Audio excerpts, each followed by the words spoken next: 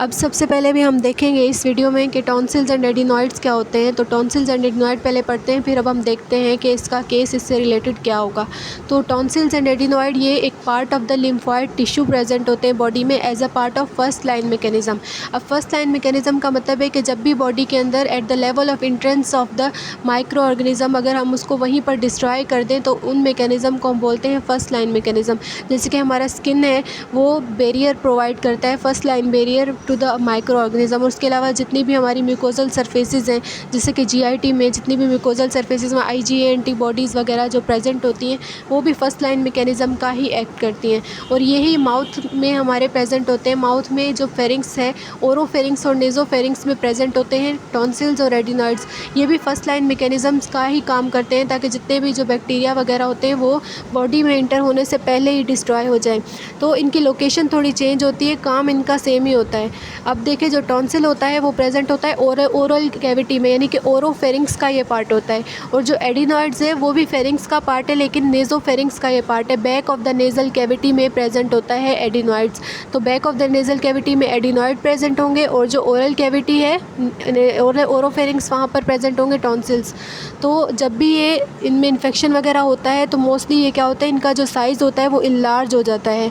तो उस enlarge size की वजह से बच्चे को जो जो सिम्टम्स प्रोड्यूस होते हैं उसकी बेसिस पर हम डायग्नोस करते हैं। जैसे अभी ये देखिए केस है, 7 ईयर ओल्ड चाइल्ड है प्रेजेंटेड विद रिकरेंट ट्राइनोरिया।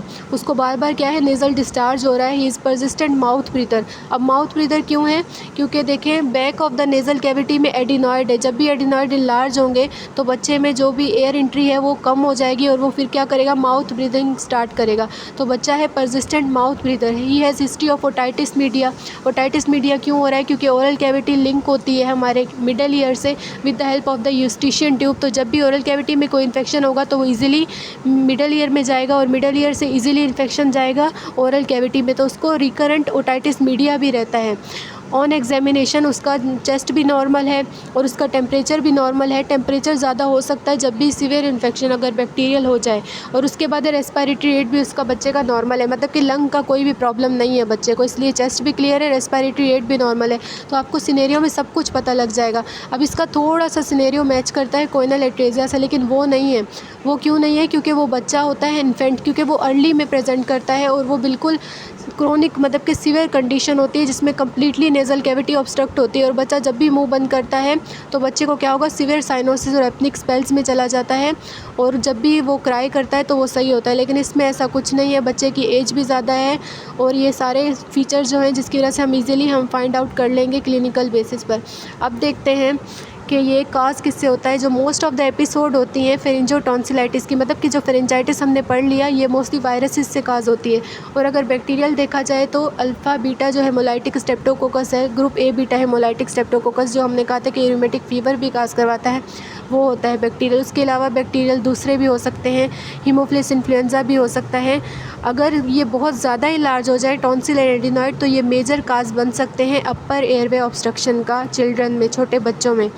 अब आता है क्लिनिकल फाइंडिंग। अब क्लिनिकल फाइंडिंग हमें कैसा पता चलेगी, हम दो चीज़ें देखते हैं, सिम्टम्स देखते हैं और साइंस देखते हैं।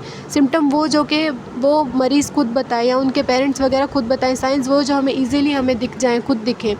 अब आते हैं सिम्टम्स। अब सिम्टम्स सबसे पहले हम देखेंगे लोकल सिम्टम क्या होंगे, उस जगह पर जहाँ पर इन्फेक्शन हुआ है वहाँ पर क्या सिम्टम होंगे। एक तो वहाँ पर इन्फेक्शन है तो उसकी वजह से क्या होगा, ओडाइनोफेजिया हो जाएगा, मतलब कि डिफ़िकल्टी इन द स्वेलोइंग होगी। उसके अलावा ड्राई थ्रोट होगा और वहाँ पर जो लोकल सिम्टम क्या होगा, डिस्फेजिया होगा बच्चे को। और वहाँ पर जितनी भी लिम्फ नोड्स होंगी वो इनलार्ज होंगी, सर्वाइकल लिम्फ नोड्स इनलार्ज हो जाएंगी। और दूसरे सिम्टम्स क्या होंगे, दूसरे रिमोट सिम्टम जो दूसरे एरिया के सिम्टम होंगे साइटोकाइन प्रोड्यूस करने की वजह से होंगे, क्योंकि जब भी इन्फेक्शन होता है, इन्फ्लेमेशन होती है तो साइटोकाइंस रिलीज़ होती है और उसकी वजह से फिर क्या होता है, फीवर होगा बच्चे को, चिल्स होगा, मलेज होगा, फीलिंग ऑफ अनवेलनेस वगैरह प्रोड्यूस होगी। सही है, ये तो सिम्टम हो गए। अब उसके बाद है साइंस। अब साइंस में क्या होगा, साइंस में भी पहले हम डिवाइड करते हैं लोकल साइन क्या होंगे, उस जगह पर जब भी हम देखेंगे तो वहाँ पर क्या होगा, बच्चे की जो टंग होगी वो ड्राई होगी और जो टॉन्सिल्स हैं वो बिल्कुल क्या होंगे, रेड होंगे, इनलार्ज इरिथमेटस टॉन्सिल्स होंगे। सही। और टॉन्सिल्स की साइड पर क्या होगा, टॉन्सिलर एक्सुडेट प्रेजेंट होगा। और जो पैलेट होती है, पैलेट क्या होती है, जो रूफ ऑफ द माउथ होती है वहाँ, उसको हम बोलते हैं पैलेट। सॉफ्ट पैलेट भी होती है, हार्ड पैलेट, और वहाँ पर क्या होगा, रेडनेस प्रेजेंट होगी और स्मॉल स्मॉल डॉट्स दिखेंगे जिसको हम बोलते हैं पैलेटाइन बिटेकिया। और इन लार्ज और टेंडर हमारे पास लिम्फ नोड्स होंगे वहाँ पर, जुगुलो डायगेस्टिक लिम्फ नोड। ये तो हमने साइन एंड सिम्टम देख लिए। अब कभी कभार ये इन्फेक्शन ज़्यादा टाइम के लिए भी रहता है जिसको हम कहते हैं क्रोनिक टॉन्सिलाइटिस। अब इसमें क्या होगा, जब भी क्रोनिक इन्फेक्शन रहता है तो वहाँ पर क्या होगा कि बैड ब्रीथ हो जाएगी, हेलिटोसिस, और उसके अलावा सोर थ्रोट क्रोनिकली रहेगा बच्चे को। और ये क्या होता है कि मास ही तो होता है जो कि लार्ज होते हैं, टॉन्सिल्स एंड एडिनॉइड, जिसकी वजह से फॉरेन बॉडी सेंसेशन होती है और जो फाउल स्मेलिंग टेस्टिंग सिक्रीशन जो होंगी वो प्रोड्यूस होंगी। जब भी हम एग्जामाइन करेंगे तो वहाँ पर डेब्रिस और क्रिप्स वगैरह प्रेजेंट होंगे। तो ये तो एग्जामिनेशन फाइंडिंग है। अब हम देखते हैं symptom of the chronic tonsillitis. अब देखो, जिसको भी क्रोनिक टॉन्सिलाइटिस हो, मतलब कि लॉन्ग टर्म के लिए उसको जब हो तो फिर उसको क्या होगा, क्रोनिक माउथ ब्रीदिंग होगी, मतलब कि लॉन्ग टर्म के लिए माउथ ब्रीदिंग करेगा। और क्योंकि ये एडिनॉइड्स जो होते हैं ये पोस्टीरियर जो सरफेस होते हैं नेज़ल कैविटी के वहाँ पर प्रेजेंट होते हैं, तो इसलिए नेज़ल ऑब्स्ट्रक्शन के सिम्टम आएंगे और स्पीच क्या हो जाएगी, हाइपोनेज़ल। अब इसका क्या मतलब है, नॉर्मली जो हमारी स्पीच होती है ना उसको नेज़ल कैविटी एक रेजोनेंस प्रोवाइड करती है जिसकी वजह से हमारी स्पीच बेटर होती है। तो जब भी नेज़ल ऑब्स्ट्रक्शन होती है ड्यू टू इनलार्ज एडिनॉइड की वजह से, तो फिर क्या होता है कि जो स्पीच होती है उसमें रेजोनेंस कम हो जाता है जिसको हम बोलते हैं हाइपोनेज़ल स्पीच। तो जो आम स्पीच से वो हमें अल्टर लगती है। उसके अलावा क्या होता है कि जो पोस्टीरियर नेज़ल कैविटी है ना, वहाँ पर ऊपर रूफ पर नेज़ल कैविटी की वहाँ पर ऑल्फैक्टरी म्यूकोजा प्रेजेंट होता है, सही है, जो जितनी भी स्मेल सेंसेशन है वो ब्रेन की तरफ प्रोपेगेट करवाता है। तो जब अगर वो हमारे पास एडिनॉइड्स इंक्रीज हो जाएंगे साइज़ में तो वो क्या होगा, ऑल्फैक्टरी म्यूकोजा डैमेज हो जाएगा और जो स्मेल सेंसेशन है वो कम हो जाएगी जिसको हम हाइपोस्मिया कहते हैं। और उसके बाद क्या होगा, डिक्रीज एपिटाइट होगी, पुअर स्कूल परफॉर्मेंस होगी। ये क्यों होगी, क्योंकि क्या होता है कि जब भी इन्फ्लेमेशन होती है तो साइटोकाइन रिलीज़ होती है और वो मलेज हमें प्रोड्यूस करवाते हैं। अब जब भी मलेज प्रोड्यूस होगा बच्चे के अंदर, फीलिंग ऑफ अनवेलनेस होगी तो बच्चा सही से परफॉर्म नहीं कर पाएगा। और उसके बाद एक main cheese, symptoms of right sided heart failure.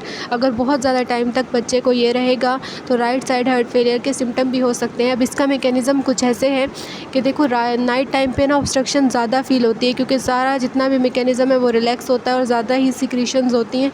तो उसकी वजह से क्या होता है कि जो नेज़ल ऑब्स्ट्रक्शन की वजह से ऑक्सीजन की एंट्री लंग्स में बहुत ज़्यादा कम होती है। जब लंग्स में एंट्री ऑक्सीजन की कम होगी तो हाइपोक्सीमिया में जाएगा। जब भी हाइपोक्सीमिया होगी, ब्लड के अंदर ऑक्सीजन की कंसंट्रेशन कम होगी, तो फिर उससे क्या होगा, पल्मोनरी वेज़ोकंस्ट्रिक्शन होती है। पल्मोनरी वेज़ोकंस्ट्रिक्शन से राइट हार्ट का क्या ताल्लुक। अब देखो, राइट हार्ट जितना भी ब्लड करता है पंप वो करता है लंग्स में और फिर वहाँ से जाता है लेफ़्ट हार्ट में। तो जब राइट हार्ट लंग्स में ब्लड को पंप करेगा तो वो क्या होगा, रेजिस्टेंस होगी, पल्मोनरी वेस्कुलर रेजिस्टेंस बहुत ज़्यादा बढ़ जाएगी। उसकी वजह से राइट हार्ट सही से पंप नहीं कर पाएगा तो राइट हार्ट अपना साइज़ इनलार्ज करेगा जिसको हम कहते हैं राइट साइडेड हाइपरट्रॉफी हो जाएगी, राइट वेंट्रिकल की हाइपरट्रॉफी हो जाएगी। लेकिन वेस्कुलर रेजिस्टेंस इतनी ज़्यादा होगी कि वो फिर भी पंप नहीं कर पाएगा जिसकी वजह से राइट हार्ट डायलेट हो जाएगा और डायलेशन के बाद क्या होगा, राइट हार्ट फेलियर के सिम्टम्स इंक्रीज़ हो जाएंगे। तो हाइपोक्सीमिया हुई, हाइपोक्सीमिया की वजह से रेजिस्टेंस बढ़ा, पल्मोनरी रेजिस्टेंस, राइट हार्ट सही से पंप नहीं कर पाया लंग्स के अंदर जिसकी वजह से राइट हार्ट ने पहले हाइपरट्रॉफी हुई, फिर डायलेशन हुई and eventually right heart failure हो गया। तो ये होंगे। उसके अलावा बच्चे को स्नोरिंग वगैरह भी होगी, खराटे वराटे लेगा, चोकिंग सेंसेशन भी होंगी जैसे गले में कुछ फंस गया हो। अब लार्ज जो टॉन्सिल्स हैं वो तो हम ओरल कैविटी से देख सकते हैं एग्जामिनेशन में, सही है, हम टॉर्च वॉर्च लेके देख सकते हैं इजीली। लेकिन एडिनॉइड नेज़ल कैविटी के पोस्टीरियरली होते हैं, वो हमें नहीं दिखते। अगर हमने एडिनॉइड देखने हैं उसके लिए हमने या तो एक्सरे करवाएंगे लेटरली जिसको हम बोलते हैं लेटरल नेक रेडियोग्राफ, या फिर हम फ्लेक्सिबल एंडोस्कोपी के ज़रिए इजीली हम उसको देख सकते हैं। हम टॉन्सिल्स मतलब कि एडिनॉइड्स का साइज़ कितना लार्ज है वो हम इजीली देख सकते हैं। अब मैनेजमेंट कैसे करेंगे, मेडिकल मैनेजमेंट तो सेम ही होती है, जैसे कि हमने बस सपोर्टिव करनी होती है क्योंकि ये नॉर्मली सही हो जाता है, क्रोनिक इतने लोगों में नहीं होता, मोस्टली एक्यूट ही होता है। तो एक्यूट में सिर्फ हम सिम्टमेटिक मैनेजमेंट ही करते हैं, जैसे कि एनाल्जेसिक्स दे दी, एंटीपायरेटिक्स वगैरह दे दी, बस ऐसे ही करते हैं। और उसके अलावा बस अगर हमने कल्चर किया सिक्रीशन का, तो अगर बैक्टीरियल मिला और बैक्टीरिया में भी group A beta haemolytic Streptococcus मिला तो हमें पता है कि आगे जाकर यूमेटिक फीवर, यूमेटिक हार्ट डिजीज़ या और कंडीशन काज करवा सकता है, जो कि हमने एक्यूट फेरेंजाइटिस में देखा था कि कितनी कॉम्प्लिकेशन थी, ये सब करवा सकता है। तो फिर हमने पेनिसिलिन का प्रोफाइलेक्सिस देना पड़ता है 10 दिन के लिए, अगर पेनिसिलिन से एलर्जिक है, फिर इथ्रोमाइसिन या क्लेरिथ्रोमाइसिन वगैरह हमने देनी होती है, सही है। तो एक्यूट में तो ये हो गया ट्रीटमेंट। अगर क्रोनिक है, बहुत लॉन्ग टर्म है और वो सारे फीचर प्रोड्यूस करे जो हमने ऊपर पढ़े, bad breath, halitosis, hyposmia, hyponasal speech वगैरह, ये सब कुछ अगर बच्चे में है प्रेजेंट, तो फिर हम क्या करेंगे, टॉन्सिलेक्टोमी करेंगे अगर टॉन्सिल्स इनलार्ज है, एडिनॉइडेक्टोमी करेंगे अगर एडिनॉइड्स इनलार्ज हैं। तो बस हम यही करेंगे और ये सिर्फ क्रोनिक कंडीशन में ही करते हैं, ऐसे नॉर्मली हम नहीं करते हैं।